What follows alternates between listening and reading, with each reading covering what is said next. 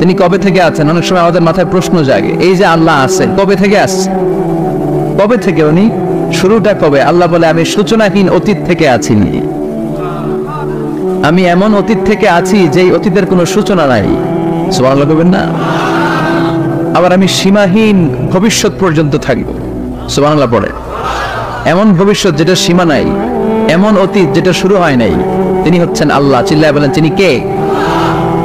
এজন্য আমরা বলি রাদিতু বিল্লাহি রাব্বা, রব হিসেবে আল্লাহ তোমারে পেয়ে আমরা খুশি। এজন্য আমাদের ইবাদতের সব জায়গায় এই রবের নামের গুণগান আছে না নাই? আমরা যখন রুকুতে যাই আমরা পড়ি সুবহানা রাব্বিয়াল, আবার যখন আমরা সিজদায় যাই আমরা পড়ি সুবহানা রাব্বিয়াল আ'লা, রুকুতে গেলে সুবহানা রাব্বিয়াল আযীম, আবার যখন সিজদায় যাই তখন আমরা পড়ি সুবহানা রাব্বিয়াল আ'লা। আবার কবরের জীবন যখন আমরা শুরু করে দিব, কবরের প্রথম প্রশ্ন হবে তোমার রবের নাম কি?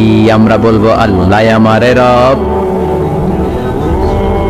আল্লাহ আমারে রব, এই রবি আমার সব, দমে দমে তনু মনে তারি অনুভব। তোমার দুনিয়াতে আমি যেদিকে তাকাই নতই নেয়ামতে ডুবে আছি সবাই, পাক পাখালির গানে শুনি তসবিহ কলো রব, তসবিহ কলো রব, আল্লাহ আমারে রব, এই রবি আমার সব। সুবহানাল্লাহ, কি অসাধারণ কথামালা! আল্লাহ আমার রব, এই রবি আমার সব।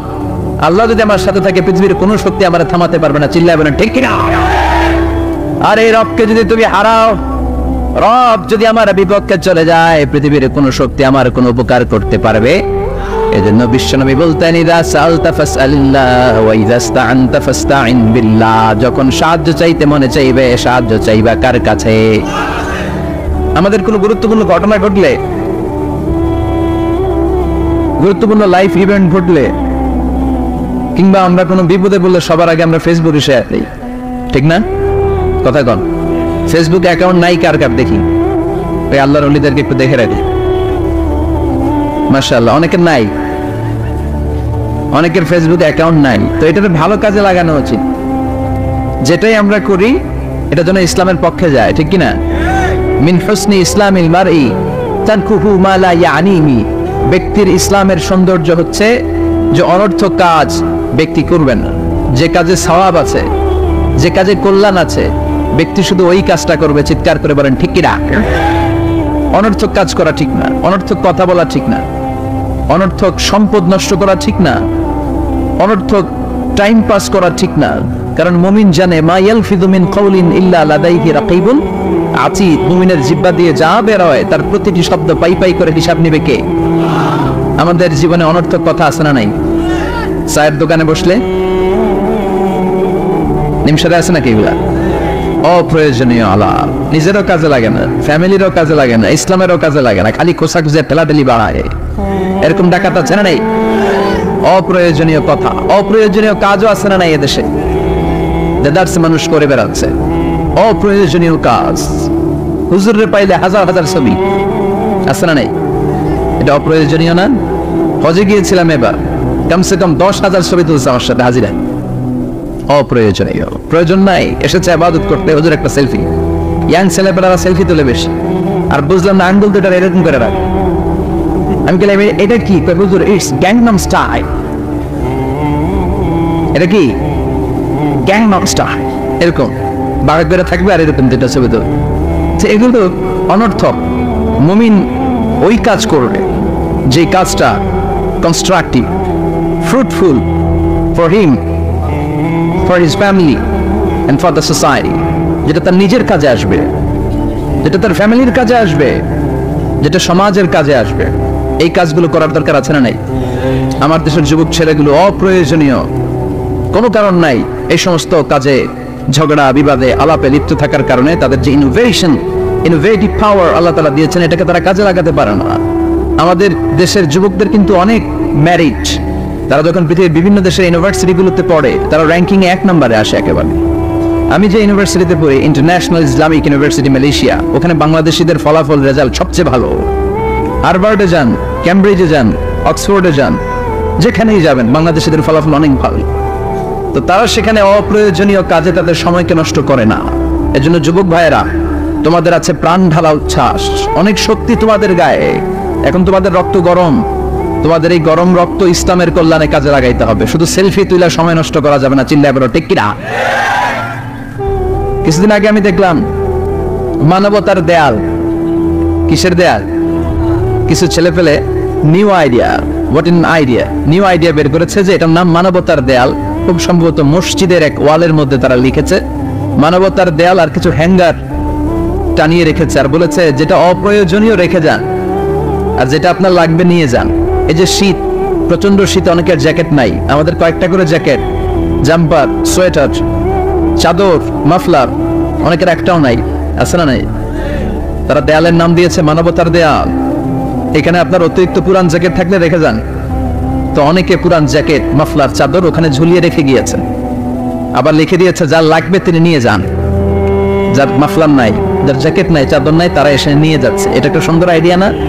তো চায়ের দোকানে এই ছেলেপেলেগুলো যদি মারামারি করতো, অপরাজনীতি করতো, গুতাগুতি করতো, কিলাকিলি করতো, তাহলে মাথা থেকে এই আইডিয়াগুলো বেরোতো? কথা বলেন। Human capacity is amazing. কি পরিমাণে আল্লাহ তাআলা যে আমাদেরকে ক্যাপাসিটি দিয়েছে, আমাদেরকে যে কত প্রিভিলেজ আল্লাহ তাআলা আমাদেরকে দিয়েছে আমরা জানি না। আমরা আমাদের দেহে কত শক্তি, সম্ভাবনা নিয়ে যে ঘুরে বেড়াই, আমরা অনুধাবন করি না। এজন্য সময়গুলোর কাজে লাগাও। কিন্তু আফসোসের সাথে লক্ষ্য করা যাচ্ছে যুবকদের চরিত্রকে ধ্বংস করে দেওয়ার জন্য যে কয়েকটা হাতিয়ার আছে সবগুলো বাংলাদেশে আছে না নাই? ইয়াবা আছে না নাই? ফেন্সিডিল আছে না নাই? হেরোইন আছে না নাই? মারিজুয়ানা আছে না নাই? এই ফেন্সিডিল, ইয়াবা আগে শুনতাম ইউনিভার্সিটির ছেলেরা খাইতো, এরপরে নাইমা আসলো কলেজে, এরপরে হাই স্কুলে, এখন প্রাইমারি ছেলেদের হাতে ওই ইয়াবা ঢুকছে। চিল্লা এখন ঠিক কিনা? দেশের যুব সমাজ আজকে কোথায়? পর্নোগ্রাফি, এক একটা মোবাইল, এক একটা হিন্দি সিনেমার কারখানা। ইন্ডিয়ান নায়িকাদের কোমর দুলানোর ডান্স আছে না নাই? স্মার্টফোন নিয়ে ছেলে স্মার্ট হয়, কিন্তু ঈমান, আখলাক, চরিত্র সব শেষ। অপরাজনীতি, রাজনীতির নামে মন্দ, খারাপ, প্রতিহিংসামূলক ছাত্র রাজনীতি। নেতারা এই যুবক ছেলেদেরকে ইউজ করে, ওর বিরুদ্ধে ও মার, তুই ওরে মার, ওনারা থাকে অন্য জায়গায়, আছে না নাই? এভাবে আমাদের দেশের ছেলেদের চরিত্র, তাদের সম্ভাবনাকে আমরা নষ্ট করে দিচ্ছি। যুবক ভাইয়েরা, in the day of judgment, কিয়ামতের কঠিন ময়দানে আল্লাহ তাআলা 7 শ্রেণীর ব্যক্তিকে তার আরশের নিচে ছায়া দিবেন। এর মধ্যে এক শ্রেণী হচ্ছে তোমরা যারা যুবক, শাবুন নাশা ফি ইবাদাতিল্লাহ। ওই যুবক যারা তাদের যৌবনে, তাদের সময়টা, তাদের দিন, তাদের রাত তারা আল্লাহর ইবাদতে কাটিয়েছে। সুবহানাল্লাহ পড়েন। 7 শ্রেণীর মধ্যে 2টা শ্রেণী হলো যুবক। একটা হলো যৌবন সময়ে যারা আল্লাহর ইবাদতে রাত কাটায়, সময় কাটায়। আর দ্বিতীয় ওই যুবক, যে যুবককে কোনো নারী অন্যায় কাজের, অন্যায় প্রেম করার পরকীয়ার অফার দেয়, ওই অফারকে ক্যান্সেল করে ওই যুবক বলে ইন্নী আখাফুল্লাহ, আমি এই পরকীয়ার দিকে যেতে পারি না, কারণ আমার অন্তরে ভয় আছে একজনের, তিনি কে? যাদের হৃদয়ে আছে আল্লাহর ভয়, তারা কবু পথ ভুলে যায় না। আল্লাহর প্রেম ছাড়া এই দুনিয়া কারো কাছে কোনো কিছু চায় না। ঠিক কি না?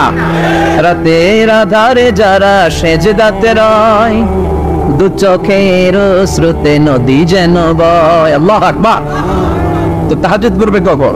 ফজরে তো পড়তে পারে না, আছে না নাই? রাতের আধারে যারা সেজদাতে রয়, দু চোখের স্রোতে নদী যেন বয়।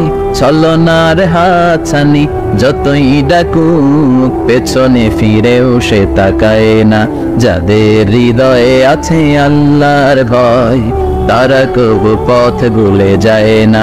আল্লাহর প্রেম ছাড়াই দুনিয়া কারো কাছে কোনো কিছু চায় না। চিল্লায় বলেন ঠিক কিনা?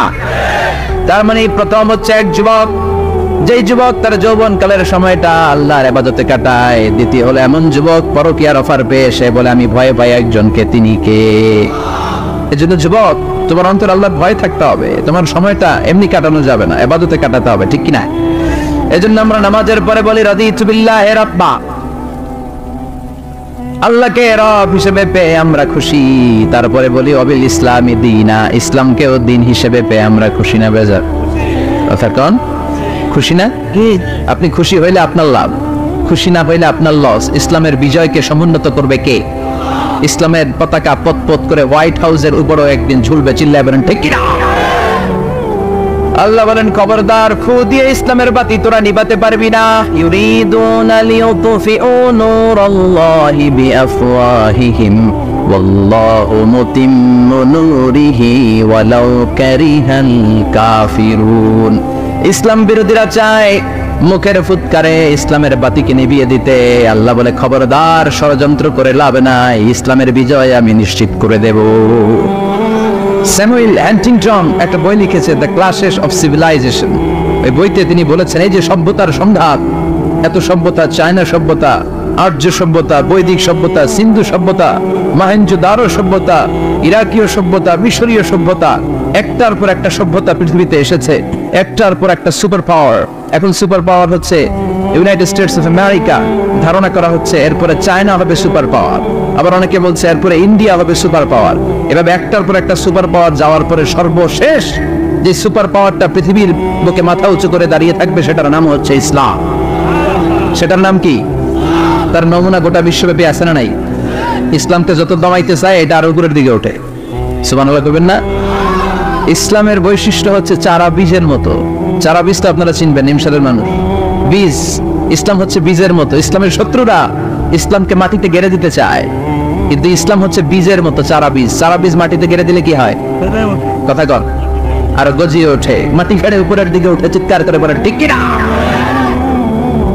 ইসলাম হচ্ছে টিউবের মতো। টিউব, পুকুরে যারা নতুন সাঁতার কাটতে যায়, ডুবে যাতে মারা না যায়, টিউব নিয়ে সাগরের মধ্যে নামে। এই টিউবকে যত আপনি পানির নিচে ডুবাতে চাইবেন, টিউব আর উপরের দিকে ভেসে ভেসে উঠে। সুবহানাল্লাহ পড়ে। ইসলামকে তো ওরা চিনে নাই। ইসলাম হচ্ছে চারা বীজের মতো, ইসলাম হচ্ছে টায়ারের টিউবের মতো। এটার যতই নিচের দিকে নামাইতে যায়, এটার বৈশিষ্ট্য হচ্ছে এটার ধাক্কা মারলে এটার উপরের দিকে ওঠে। সুবহানাল্লাহ কইবেন না? গোটা বিশ্বব্যাপী আজকে ইসলামের গণজোয়ার, হাজার হাজার লোক কালিমা পড়ে মুসলমান হচ্ছে। গত কিছুদিন আগে আফ্রিকাতে এক লোক এক গ্রামের কয়েক হাজার মানুষকে এক ময়দানে দাঁড় করিয়ে একসাথে শাহাদাতের বাণী পাঠ করিয়ে মুসলমান বানায় ফেলছে। এই আফ্রিকার বুকে এতদিন আমেরিকার কাজ ছিল, এটার বলে Tansir, Christian missionary. Lakh lakh dollar দিয়ে আফ্রিকার দেশগুলোর মধ্যে গরিব গরিব মুসলমানগুলোর তারা নাসারা বানাতো। এই বিষয়টা যখন মুসলিম স্কলারদের নজরে এলো, এখন গোটা বিশ্বের সব মুসলিম স্কলাররা আফ্রিকায় যে ইসলামের দাওয়াতকে প্রচার করে দিচ্ছে। গ্রামকে গ্রাম খ্রিস্টান সম্প্রদায় লা ইলাহা ইল্লাল্লাহ মুহাম্মাদুর।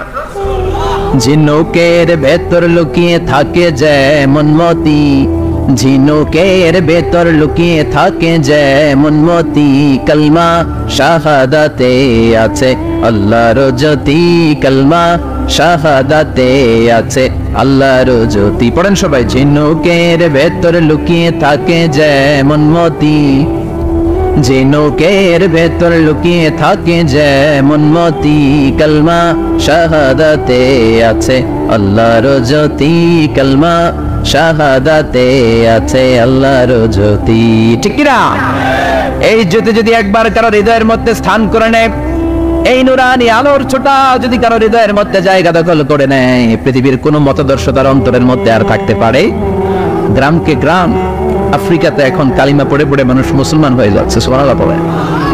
একদিন আমেরিকার হোয়াইট হাউসের উপরেও কালিমার লা ইলাহা ইল্লাল্লাহর পতাকা পতপত করে উড়বে, চিল্লায় বলেন ঠিক কি না? এজন্য আমরা বলি ওয়াবিল ইসলামি দীনা, ইসলামকে ধর্ম হিসেবে পেয়ে আমরা খুশি না বেজার? After the Twin Tower attack, the number of Muslims in America already have been doubled. Now it's tripled. Twin Tower attack এর আগে আমেরিকা যত মুসলমান ছিল, এটা গত কয়েক বছর ধরে ছিল ডবল, এখন এটা ট্রিপল হয়ে গেছে। মানে টুইন টাওয়ার অ্যাটাকের আগে আমেরিকায় মুসলমানের সংখ্যা যা ছিল, এখন এটা 3 গুণ বাড়ছে। ইউরোপ, আমেরিকাতে মসজিদের সংখ্যা বাড়ছে, দাওয়াতি কাজের সংখ্যা বাড়ছে। এমনকি হার্ভার্ড ইউনিভার্সিটিতে, অক্সফোর্ডে, ক্যামব্রিজের ভেতরে, MIT, Massachusetts institute of technology, সায়েন্সে যারা পড়ে এদের স্বপ্ন MITর ভিতরে ইসলাম ঢুকে গেছে। এজন্য ইসলামের আলোকে কেউ নিভিয়ে দিতে পারবে ইসলামের গতিকে কেউ থামিয়ে দিতে পারবে? এটা অসম্ভব। এজন্য ইসলামের বিজয় সুনিশ্চিত। আমরা যারা লেগে থাকতে পারবো, আমাদের কপালকে উজালা করে দিবে কে? আর বিরোধিতা যারা করবো তাদের সব শেষ, দুনিয়াও শেষ, আখিরাতও আমও শেষ, সালাও। এজন্য আমরা বলি রাদিতু বিল্লাহি রাব্বা, আল্লাহ তোমার রব হিসেবে পেয়ে আমরা বড্ড খুশি। ওয়াবিল ইসলামি দীনা, ইসলামকে ধর্ম হিসেবে পেয়ে আমরা খুশি। ওয়াবি মুহাম্মাদিন রাসূলা, বিশ্ব নবীকে রাসূল হিসেবে পেয়েও আমরা খুশি না বেজার। এমন রাসূল, গোটা বিশ্বের শ্রেষ্ঠতম রাসূল, শ্রেষ্ঠতম ব্যক্তিত্ব, যার কাছ থেকে পজিটিভ কোনো জিনিস ছাড়া নেগেটিভ কোনো জিনিস প্রকাশিত হয় নাই। সব ইতিবাচক, always come back positive, not go back negative. সব সময় পজিটিভ বলতেন, পজিটিভ ভাবতেন, পজিটিভ কাজ করতেন। কোন নেগেটিভ নেতিবাচক কোনো কিছু বিশ্বনবীর জীবনে খুঁজে পাওয়া যায় না? চিল্লায় বলেন, খুঁজে পাওয়া যায়? As a father, as a husband, as a commander, as a lawyer, as a reformer of the society, Muhammad is the superman of the world. গোটা বিশ্ব এখন তাকে সুপারম্যান ভাবতেছে, boss, boss of the all bosses. পৃথিবীতে যত বস এসেছে সব বসের সবচেয়ে বড় বস হচ্ছে বিশ্বনবী মুহাম্মদ সাল্লাল্লাহু। এজন্য আমরা বলি নবী মুহাম্মাদিন রাসূলা। আল্লাহকে রব হিসেবে পেয়ে আমরা যেমন খুশি, ইসলামকে ধর্ম হিসেবে পেয়ে তেমন খুশি, বিশ্বনবীকেও রাসূল হিসেবে পেয়ে খুশি না বেজার? কথা কন। এই বিশ্বনবীর ভালোবাসা যদি অন্তরে না থাকে, জান্নাতে ঢোকা যাবে নাকি? আল্লাহর ভালোবাসা, বিশ্বনবীর ভালোবাসা অন্তরে থাকার দরকার আছে না নাই? আল্লাহকে যে পাইতে চায়, হযরতকে ভালোবেসে, আরশ কুরসি লৌহ কালাম না চাইতে পেয়েছে সে। হযরতকে ভালোবেসে, আরশ কুরসি লৌহ কালাম না চাইতে পেয়েছে সে। চিল্লায় বলেন ঠিক কি না? নবীর ভালোবাসা অন্তরে থাকতে হবে। তাহলে তিনটা জিনিসের ঘোষণা আমরা দেই নামাজের পর। আল্লাহকে রব হিসেবে পেয়ে আমরা খুশি, ইসলামকে ধর্ম হিসেবে পেয়ে খুশি, বিশ্বনবীকে রাসূল হিসেবে পেয়ে খুশি, আবার এই কিতাবটারে সংবিধান হিসেবে পেয়ে আমরা খুশি না বেজার? এটার আলোকে আমাদের সমাজ প্রতিষ্ঠিত হোক, মদিনার সমাজ হোক, সোনালী সমাজ হোক, আলোকিত সমাজ হোক। আমরা চাই কি চাই না? এই কোরআনের আইন দিয়ে আমার দেশ চলুক, আমরা চাই কি চাই না? এই কোরআনে ধর্ষকদের বিচার আছে না নাই? অবিবাহিত ধর্ষক হলে 100 ব্যাট, আর যদি বিবাহিত ধর্ষক হয় ডেথ পেনাল্টি।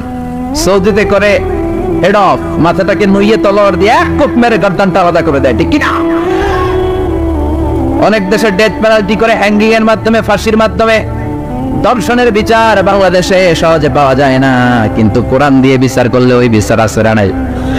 নোয়াখালীর এক বোনকে দর্শন করা হয়েছে, ওটা বাংলার জামিনে এই নিউজটা আছে না নাই? কোরআনের বিচার থাকলে আলটিমেটার মতো 24 ঘন্টা, 24 আওয়ার্স এর মধ্যে ধর্ষককে ডেকে এনে বাইতুল মোকাররমের স্কয়ারের সামনে লক্ষ মানুষের চোখের সামনে ফাঁসির রশিতে ঝুলিয়ে দেওয়া হতো। বড় বড় চোরগুলোর হাত কেটে দেওয়া হতো। কলা চোর, ডিম চোর, মুরগি চোর না, বড় বড় সাইজের চুরি যারা করে 1000 কোটি টাকা মেরে দেয়, দেশের 12টা বাজিয়ে দেয়, দেশের 10-এর সর্বনাশ করে, সিমেন্ট খাইয়া, টিন খাইয়া, রড খাইয়া সব হজম করে। ব্রিজ ভেঙে গেলে ব্রিজের ভেতরে পাওয়া যায় বাঁশ, তার মানে রড গেছে গই, হ্যাঁ পেটে।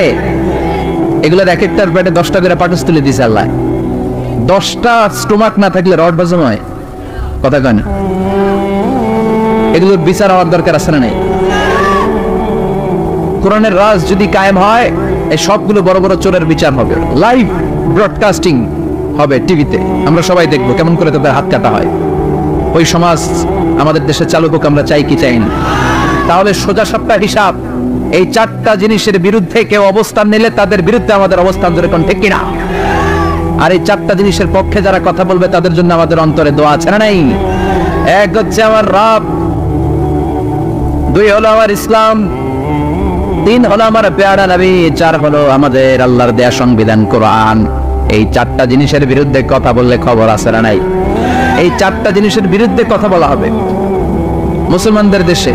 এই 4টা জিনিসকে কটূক্তি করা হবে, অপমান করা হবে, আর এর বিরুদ্ধে প্রতিবাদ আসবে না। মুমিন চুপ করে বসে থাকবে, সেটা মুমিন নয়, সেটা মুনাফিক। চিল্লায় বলেন ঠিক কিনা? এজন্য এই চারটা জিনিসের বিরুদ্ধে কথা বললে প্রতিবাদের ঝড় তোলার দরকার আছে না নাই? রাজি আছে মুসলমান? এই চারটা জিনিসের জন্য ভালোবাসা আমাদের অন্তরে তুমি স্থান করে দাও। এগুলোকে পুঁজি করে যেন আমরা জান্নাতের অধিকারী হতে পারি, তুমি তৌফিক দাও। আর জোরে পড়েন আমিন। আজকে আমরা যে বইটা থেকে কথা শুনবো, বইটার নাম কি বলেন? আরো জোরে বলেন, কি নাম? আজকে আমরা জানার নিয়তে, শিখার নিয়তে, আমাদের আখিরাতটাকে সুন্দর করার নিয়তে কোরআন থেকে কিছু কথা শুনবো ইনশাআল্লাহ। পড়েন, আরো জোরে পড়েন ইনশাআল্লাহ। আমাদের সবকিছু হয়ে যাচ্ছে শো অফ, মাহফিল হয়ে যাচ্ছে শো অফ, আলোচনাগুলো হয়ে যাচ্ছে শো অফ, লোক দেখানো ভাব। অন্তরে ইখলাস নাই, আল্লাহর প্রতি দরদ নাই, স্রষ্টার প্রতি অগাধ বিশ্বাস আর ভালোবাসা নাই। আমাদের ডে টু ডে লাইফের চিত্র যদি আমরা খেয়াল করি তাহলে দেখবো our spirituality is going down, our লিল্লাহিয়াত ইখলাস ইজ গোয়িং ডাউন।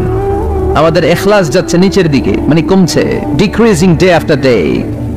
কিন্তু our greed, our jealousy, our arrogance, আমাদের অহংকার, আমাদের ক্ষমতার প্রতি লোভ, আমাদের হিংসা, এগুলো দিন দিন উপরের দিকে যাচ্ছে। চিল্লা এখন ঠিক কিনা?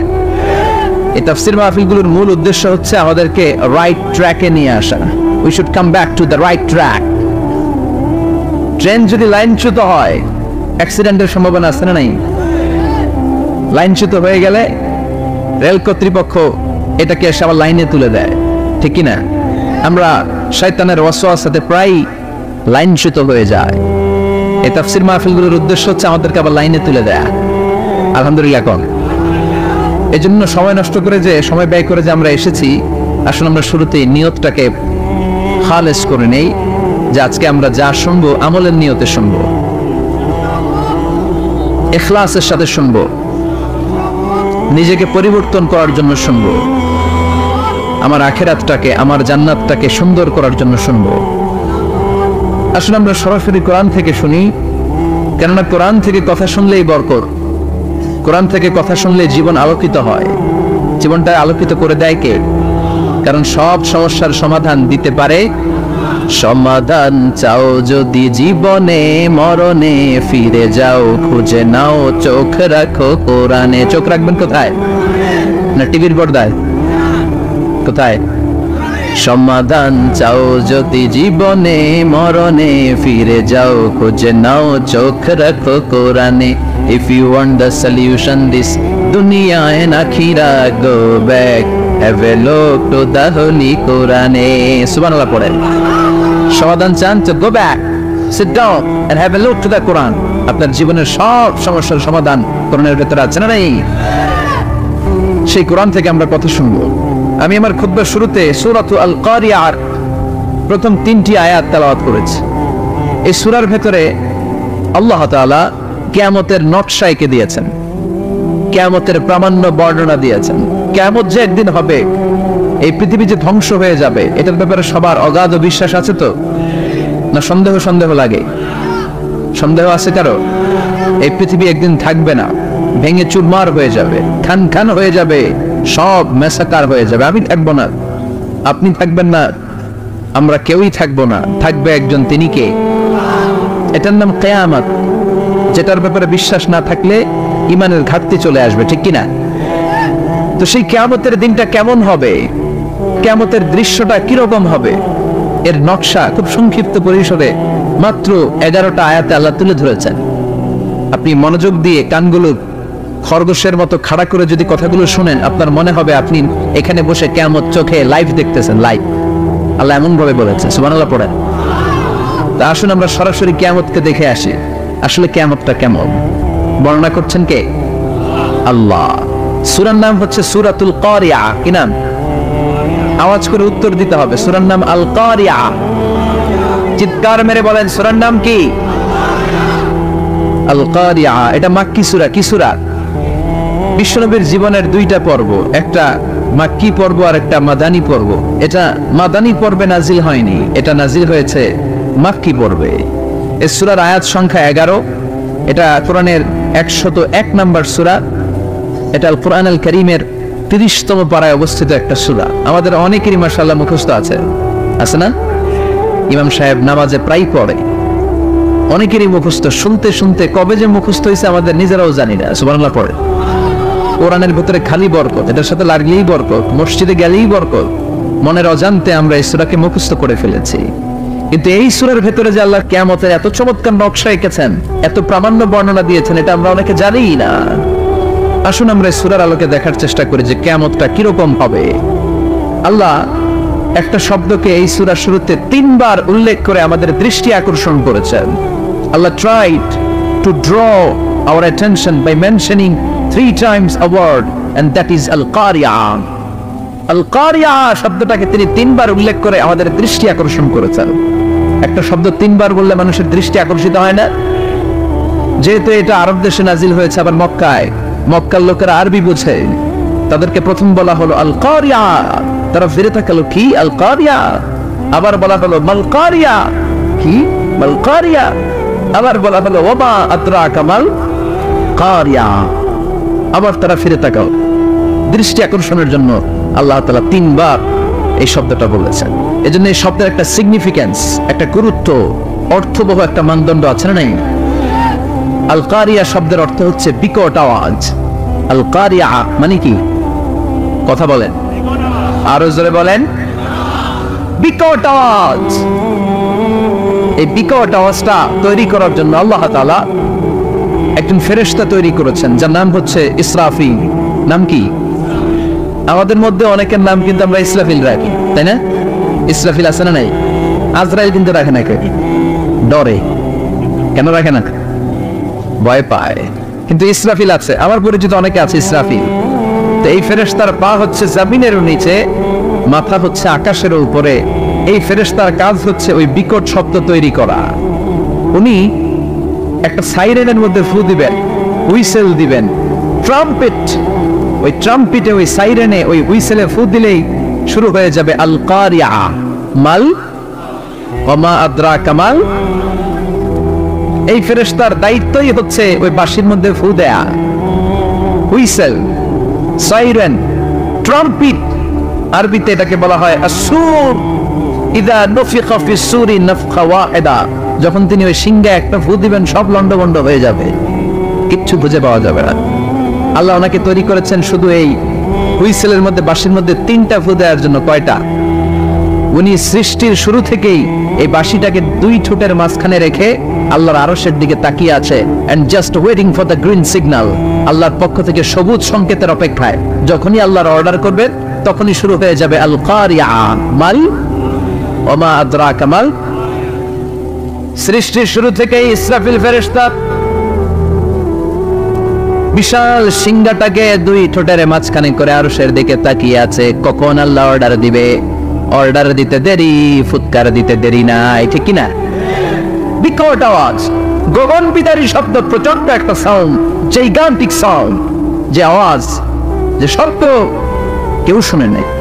এজন্য আল্লাহ বললেন আল-কারিআতু মাল-কারিআতু ওয়া মা আদরাকা মাল-কারিয়া। সে আওয়াজটা ভয়ঙ্কর আওয়াজ। এটা বজ্রপাতের মতো না, এটা ট্রাকের টায়ার পাংচার হলে যে আওয়াজ হয় ওই আওয়াজের মতো না, গ্যাসের সিলিন্ডার ব্রাস্ট হয়ে গেলে যে আওয়াজ হয় ওই আওয়াজের মতো না, প্রাইমারি স্কুলে দপ্তরে যখন ছুটির ঘন্টা বাজায় ওই আওয়াজের মতো না। ওই আওয়াজটা এমন আওয়াজ, ওই আওয়াজ পৃথিবীর কেউ শুনে নাই। সেটার নাম হচ্ছে আল-কারিয়া। মাল ওমা আদরাকা মাল। বিকট আওয়াজ, বিকট ভয়ঙ্কর ট্রাম্পিট। এই সাইরেনে ফু দেয়া হবে, প্রথম ফু দেওয়ার সাথে সাথে লন্ডভন্ড হয়ে যাবে। এই ইসরাফিলকে তৈরি করা হয়েছে শুধুমাত্র কেবলমাত্র 3টা ফু দেওয়ার জন্য। চিল্লায় বলতে হবে কয়টা? এই ফেরেশতার আর কোনো কাজ নাই। তার আর কোনো কাজ আছে? ঠিক যে মুহূর্তে, এখন আমার ঘড়িতে বাজে 9টা 50, রাত 9টা বেজে 50 মিনিট, ঠিক এই মুহূর্তে যখন আমরা তাফসীর শুনছি, ঠিক এই মুহূর্তেও ইসরাফিল ফেরেশতা সিংহাটাকে 2 ঠোঁটের মধ্যে লাগিয়ে আল্লাহর আরশের দিকে তাকিয়ে আছে। ওই যে সৃষ্টির শুরু থেকে তাকিয়ে আছে, আজ অবধি তাকিয়ে আছে। যখনই গ্রিন সিগন্যাল আসবে মুহূর্তেই শুরু হয়ে যাবে আল-কারিয়া। মাল ওয়া মা আদরাকা মাল। আল্লাহ বললেন সে আওয়াজটা হবে বড্ড ভয়ঙ্কর।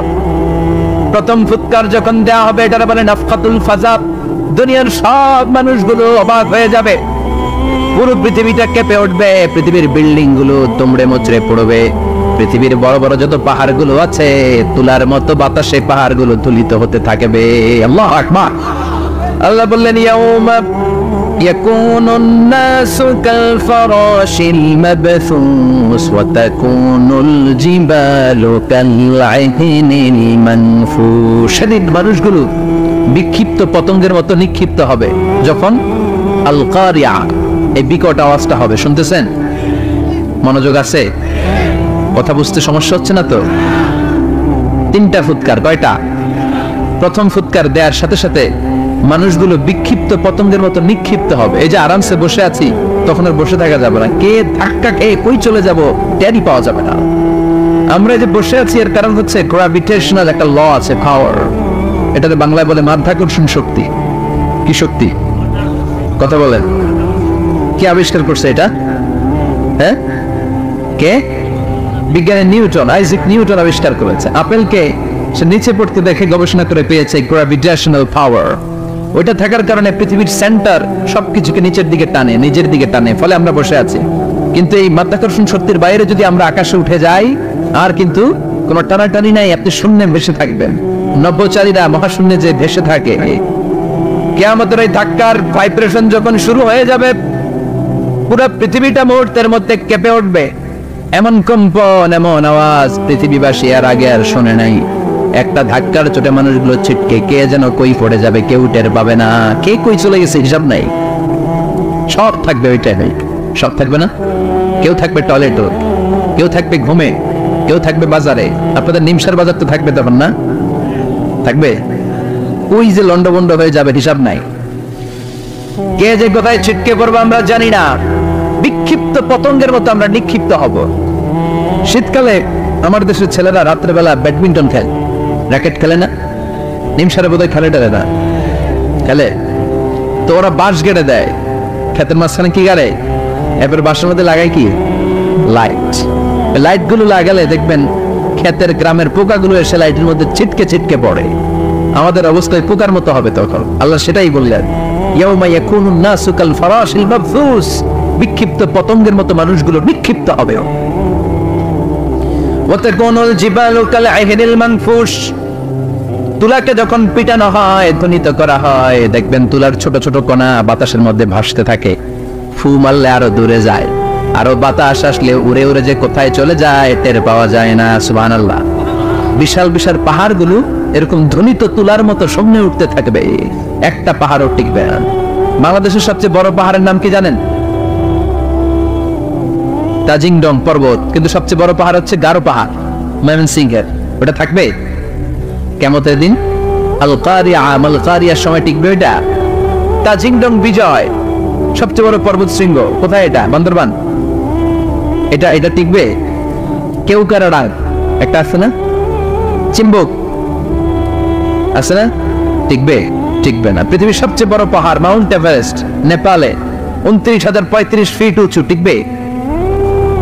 ইউরোপের সবচেয়ে বড় পাহাড় আল্পস পর্বতমালা, টিকবে না। আমেরিকার সবচেয়ে বড় পাহাড় আলাস্কা পর্বতমালা, টিকবে না। আরো বিশ্বে বিশাল একটা মাউন্টেন রেঞ্জ আছে, ওইটার নাম তুর পাহাড়, ওইটাও টিকবে না। একটা পাহাড়ও থাকবে না। পাহাড়গুলো ভেঙে দুগড়ে মুচড়ে তুলার মতো ধ্বনিত হতে থাকবে। চিৎকার করে পড়েন আল্লাহু আকবার।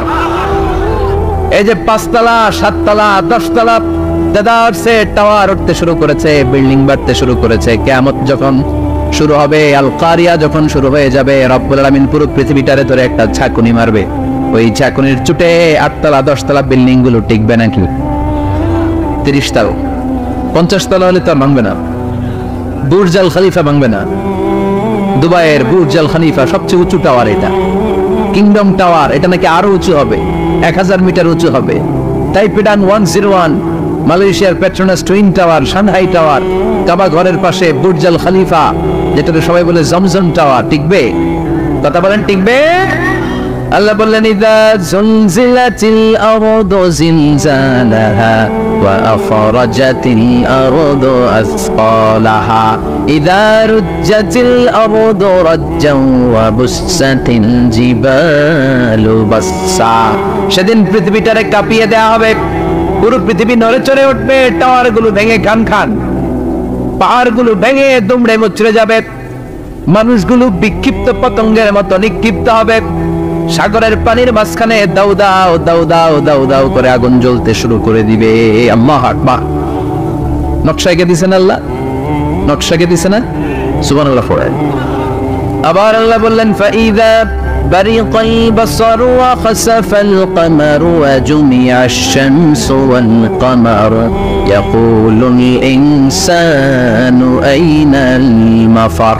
সেদিন মানুষের চোখ হবে ছানা বড়া, চন্দ্র সূর্যে কোনো আলো থাকবে না, মানুষগুলো দিক বিদিক পাগলের মতো দৌড়াবে, সবার মুখে এক কথা, পালাবো কই। পালানোর জায়গা আছে নাকি শুধু বাংলাদেশের এই সাইডটাতেই কিয়ামত হবে? সৌদিতে আর হবে না? হ্যাঁ, আমেরিকায়, আমেরিকায় কেমন হবে? ওদের তো ডোনাল্ড ট্রাম্প থাকে। হ্যাঁ, আমেরিকাতেও হবে, জাপানে হবে, ইন্ডিয়াতে হবে, গোটা বিশ্বে একসাথে কাপাকাপি আর এই ধ্বংসলীলা শুরু হয়ে যাবে। চিৎকার করে বলেন ঠিক কি না? আল্লাহ বলেন ইয়াউমা নাতউইস সামা কাতাইয়িস সিজিল্লি লিল কুতুব। আকাশ আর আকাশ থাকবে না, কাগজ যেমনি আমরা এরকম ফোল্ড করে ফেলি, ভাঁজ করে ফেলি, মন চাইলে কাগজকে যেমনি আমরা এরকম হাতের মধ্যে গুটিয়ে নেই, সেদিন আকাশটারে হাতের মধ্যে গুটিয়ে নিবে কে? মানুষগুলো পাগলের মতো দৌড়াবে, কেউ থাকবে টয়লেটে, কেউ হসপিটালে, কেউ মাজারে, কেউ বাজারে, যে যেখানে থাক, শুরু হয়ে যাবে কিয়ামতের এই ভয়াবহ দৃশ্য। দুধের বাচ্চাকে রেখে দিয়ে মা দৌড়ে পালাবে। দুধের বাচ্চা রেখে মা কোথাও যায়? কলিজার টুকরা এটা, দুধের বাচ্চা, এটারও ফেলে মা কোথাও যায় না। কিন্তু কিয়ামতের ওই ঝাঁকুনির দৃশ্য দেখে আল কারিয়া মাল ওয়া মা আদরাকা মাল, এই দৃশ্য দেখে দুধের বাচ্চারে রেখে মা দিবে দৌড়। অনেক গর্ভবতী মহিলা থাকবে এই কিয়ামতের সময়, যাদের পেটের ভেতরে 2 মাসের বাচ্চা, 3 মাসের বাচ্চা, অপরিপক্ক অপরিণত, বাচ্চাটা এখনো বড় হয় নাই, কোনো বাচ্চার হাত পা এখনো হয় নাই। কিয়ামতের এই ভয়ঙ্কর দৃশ্যটা দেখে জায়গার মধ্যে 3 মাসের অপরিণত বাচ্চাটা ডেলিভারি হয়ে যাবে। আল কারিয়া মাল কারিয়া ওয়া মা আদরাকা মাল। পৃথিবীর যখন এইরকম দৃশ্য, আল্লাহ তাআলা ইসরাফিলকে বলবেন, ইসরাফিল তোর তো 3টা ফুৎকার দেওয়ার দায়িত্ব ছিল, দিয়েছে কয়টা? চিল্লায় বলেন কয়টা? এবার আল্লাহ বলবেন এবার দ্বিতীয় ফুৎকার দেয়া। কয় নাম্বার ফু দিবে? ওই ফু দেওয়ার সাথে সাথে ইসরাফিল প্রথম ফুৎকার দিয়ে জায়গা মতো এরকমই দাঁড়ায় থাকবে, আবার যখন গ্রিন সিগন্যাল পাবে মুহূর্তের মধ্যে আরেকটা ফু দিয়ে দিবে। ফু দেওয়ার সাথে সাথে পৃথিবীর সব মানুষগুলো মরে শেষ। কেউ থাকবে? থাকতে পারবো আমরা? থাকার জন্য আসছি। একদিন মাটির ভেতরে হবে ঘরে মন আমার, কেন বান্ধ দালান ঘর, প্রাণ পাখি উড়ে যাবে পিঞ্জর ছেড়ে, ধরা দামে সবই রবে তুমি যাবে চলে, বন্ধু বান্ধব যত মাতা পিতা দ্বারা সুত সবই হবে তোমার পরে মন আমার, কেন বান্ধ দালান ঘর, একদিন মাটির ভেতরে হবে ঘরে মন আমার, কেন বান্ধ দালান ঘর। ঠিক কিনা? এই গানের কথামালাটা খুব সুন্দর না? আখিরাতের রিমাইন্ডার আমাদেরকে দেয়। এই যে দুনিয়া দুনিয়া, টাকা পয়সা আরো লাগবে, আরো কামাবো, এটা তো আমার হবে না, আরো চাই আরো চাই। এই প্রতিযোগিতা, এই কম্পিটিশন, ওর 5 তলা আমার লাগবে 7 তলা, ওর আছে 20 লাখ আমার লাগবে 30 লাখ। প্রতিযোগিতা আছে না নাই? এগুলো আমাদেরকে পাগল বানিয়ে দিয়েছে, মহাচ্ছন্ন করে ফেলেছে। পৃথিবীটা আসলে একটা মরিচিকা, বোকা, লোভ লালসা, আজ আছে কাল নেই। 2 নাম্বার ফুৎকার দেওয়ার সাথে সাথে পৃথিবীর সব শেষ। মালাকুল মউত পৃথিবীর সব মানুষের রূহ কবজ করবে। আল্লাহ বলবেন মালাকুল মউত আখবিরনি মান ইয়াবকা, আমাকে বল আর কে আছে। মালাকুল মউত বলবে পৃথিবীর সব মানুষের রূহ কবজ করে শেষ, কেউ নাই। মানুষবিহীন পৃথিবী, মানুষের কোলাহলে পৃথিবীটা মুখরিত থাকতো এতদিন। গোটা পৃথিবী ব্যাপী মানুষের কোলাহল, ওই যে সাইয়েদনা আদম থেকে শুরু হয়েছে, আর থামে নাই। মানুষ আর মানুষ, মানুষ আর মানুষ, মানুষ আর মানুষ, সব মানুষ শেষ। আল্লাহ আশরাফুল মাখলুকাত একটারও রাখি নাই, সব শেষ। শুধু আছে জিন জাতি। আল্লাহ বলবেন যাও এবার জিন জাতি ধরো, জিনদের রুহু কবজ করো। মালাকুল মাউত কিন্তু জিনদের রুহু কবজ করে। ওমা খালাকতুল জিন্না ওয়াল ইনসা ইল্লা লিয়াবুদুন। জিন জাতি আর মানব জাতি, দুই জাতিকে আল্লাহ তাআলা তৈরি করেছে কার ইবাদতের জন্য। আমরা যেমনি নামাজ পড়ি, জিনেরাও নামাজ পড়ে। আমরা যেমনি রমাদানের রোজা রাখি, জিনেরাও রমাদানের ফরজ রোজা রাখতে হয়। আমরা যেমনি হজ করি, জিনেরাও হজ করে। আমরা যেমনি আরাফার দিনে কাঁদতে কাঁদতে আল্লাহর কাছে দোয়া করি, আল্লাহ বাইক করে, জিনেরাও পড়ে। আমরা দেখি না, এদের দেখা যায়? দেখা যায় না। জিসমুন নারিয়্য, আগুনের তৈরি ওদের দেহ। ইয়াতাশাক্কালু বিআশকালিন মুখতালিফা, বিভিন্ন কালার ধারণ করতে পারে, বিভিন্ন রং ধারণ করতে পারে। জিনের সংজ্ঞা হচ্ছে জিসমুন নারিয়ুন ইয়াতাশাক্কালু বিআশকালিন মুখতালিফা, আগুনের তৈরি এক সৃষ্টি। বিভিন্ন সূরত তারা নিতে পারে, মানুষের সূরত নিতে পারে, প্রাণীর সূরত নিতে পারে, ঠিক কি না? মালাকুল মাউত জিন জাতি হত্যা করতে শুরু করবেন, রূহ কবজ করবেন। করতে করতে সব শেষ। খারাপ জিনদের সর্দার হলো ইবলিস। সব জিনদেরকে মারতে যত কষ্ট দেয়া হয়েছে, সবচেয়ে বেশি কষ্ট দিয়ে ইবলিসের রূহ কবজ করে ফেলা হবে। ইবলিস আর নাই, মানুষও নাই, জিনও নাই, পশু পাখি কিচ্ছু নাই। আল্লাহ বলবেন ইয়া মালাকুল মাউত আখবিরনি মাইয়াবকা, অনেক দায়িত্ব পালন করেছিস তুই। মানুষ মারলি, জিন মারলি, মৎস্যকুল মারলি, পাখি মারলি, সব মারলি, এবার আর কে বেঁচে আছে বল। মালাকুল মাউত বলবে আল্লাহ আর কেউ নাই, খালি ফেরেশতারা আছে। কারা আছে? মালাইকা। আল্লাহ বলবে যা এবার ফেরেশতাদের গোষ্ঠী শেষ কর। মালাকুল মাউত একটার পর একটা ফেরেশতার রূহ কবজ করবে, একটার পর একটা, একটার পর একটা, করতে করতে সব ফেরেশতা। ফেরেশতাদের সংজ্ঞা হচ্ছে জিসমুন নূরিয়ুন ইয়াতাশাক্কালু বিআশকালিন মুখতালিফা, আলোর তৈরি, নূরের তৈরি একটা দেহ, চাইলে বিভিন্ন সূরত ধারণ করতে পারে। জিন আর ফেরেশতার পার্থক্য বুঝেছে? জিন কিসের তৈরি? আগুন, জিসমুন নারিয়ুন। আর ফেরেশতা হচ্ছে জিসমুন নূরিয়ুন, নূর দিয়ে তৈরি। একের পর এক ফেরেশতা সবার করা হবে। এবার আল্লাহ বলবেন ইয়া মালাকাল মাউত আখবিরনি মাইয়াবকা, আর কে কে বেঁচে আছে বল। মালাকুল মাউত বলবে মাবুদ কেউ নাই, মানুষ নাই, জিন নাই, ফেরেশতাও নাই, শুধু আমার তিনজন কলিগ বাকি। কয়জন? জোরে বলেন কয়জন? জিব্রাইল বাকি, ইসরাফিল বাকি, মিকাইল। আর আমি আল্লাহ বলবে মিকাইলের রূহ কবজ করে নিয়ে আয়। যে মিকাইল আমার আদেশে পৃথিবীতে বৃষ্টি ঝরাতো, আমার আদেশে ক্ষেত খামারে ফসলের ব্যবস্থা করে দিত, আমার আদেশে মানুষের রিজিকের হিসাব রাখতো। এই মিকাইলের রূহ কবজ করে নিয়ে আয়। এক নাম্বার কলিগ শেষ। কলিগ বুঝেন তো? সহকর্মী। কলিগ মানে কি? সহকর্মী। এক নাম্বার কলিগ নাই। আল্লাহ বলবে যা এবার ইসরাফিলের রূহ কবজ কর। ইসরাফিল ফেরেশতা তখনও আল্লাহর আরশের দিকে ঠোঁটের মাঝখানে বিশাল সিংহাটা নিয়ে তাকিয়ে আছে। ওই মুহূর্তে মালাকুল মাউত যে সালাম দিয়ে রূহটা কবজ করে ফেলবে। ইসরাফিলও নাই, ইসরাফিলও নাই। আল্লাহ বলবে যান দুনিয়ার সব নবীদের কাছে ওহী দিয়ে, কোরআন দিয়ে, ইনজিল দিয়ে, তাওরাত দিয়ে, জাবুর দিয়ে আমি যেই ফেরেশতাটারে পাঠাতাম, ওই রূহুল আমিন জিব্রাইলের রূহটাও কবজ করে নিয়ে আয়। জিব্রাইলের রূহ কবজ হয়ে যাবে। এবার তিনজন কলিগই শেষ। আছে কি? আছে। এবার আল্লাহ বলবে ইয়া মালাকাল মাউত, হে মৃত্যুর ফেরেশতা আখবিরনি মাইয়াবকা, মহাবিশ্বে আর কে কে আছে বল। কেউ নাই, মানুষ নাই, জিন নাই, ফেরেশতা নাই, আমার কলিগরাও নাই, আমি বড় একা। এখন আমি একা হয়ে গেছি। আল্লাহ আছি শুধু আমি, মালাকুল মাউত তোমার হুকুমের গোলাম।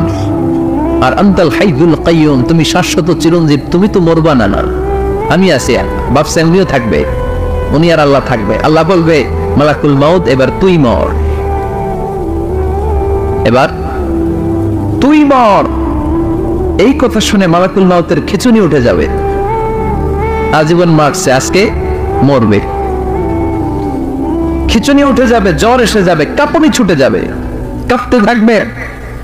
আল্লাহ বলবেন কাঁপাকাঁপি করে লাভ নাই, মর।